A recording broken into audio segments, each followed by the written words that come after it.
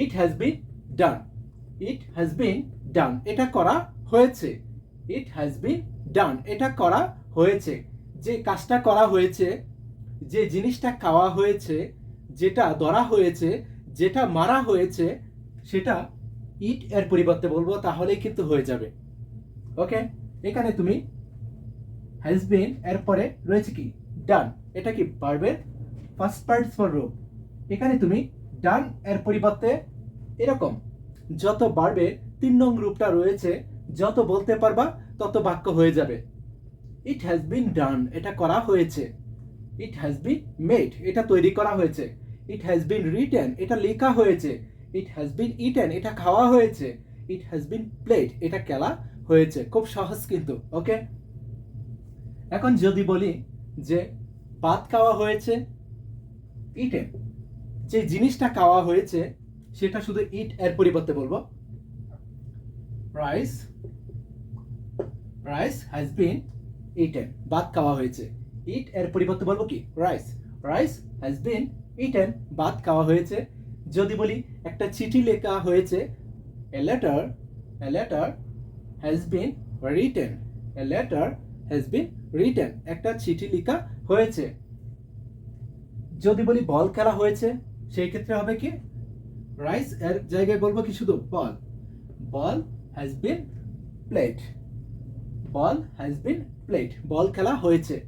It has been ডান, এটা করা হয়েছে। যদি বলি কাজটা করা হয়েছে, সেই ক্ষেত্রে বলবো the work has been done. The work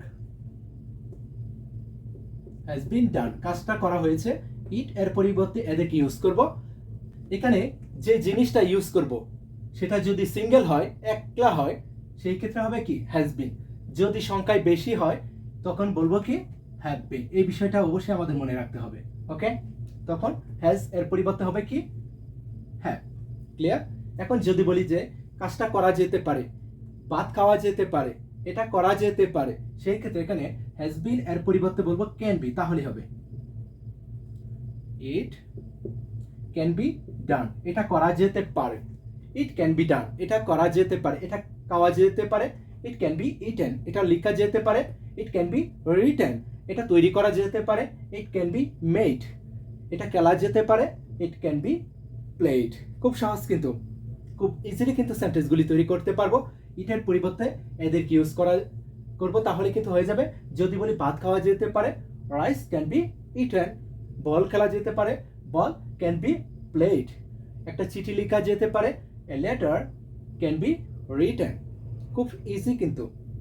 একটা বাড়ি তৈরি করা যেতে পারে, a house can be made, একটা বাড়ি তৈরি করা যেতে পারে।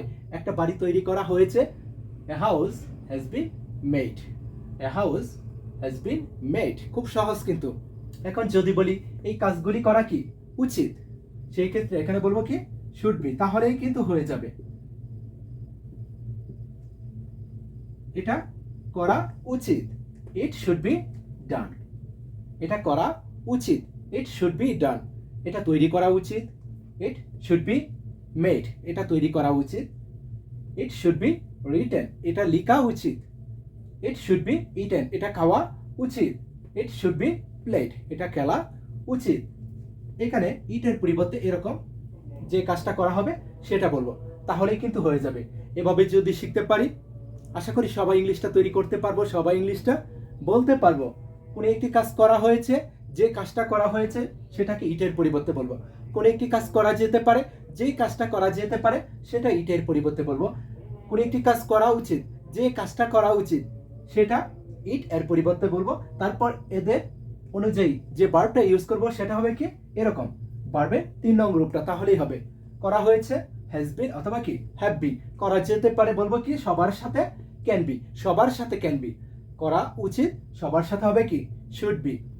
এই সেন্টেন্সগুলি যদি ফলো করতে পারি, এভাবে যদি শিখতে পারি, আশা করি আজকের পর থেকে সবাই ইংলিশটা তৈরি করতে পারবো, সবাই ইংলিশটা বলতে পারবো। যদি ক্লাসটি ভালো লেগে থাকে অবশ্যই শেয়ার করে দিও।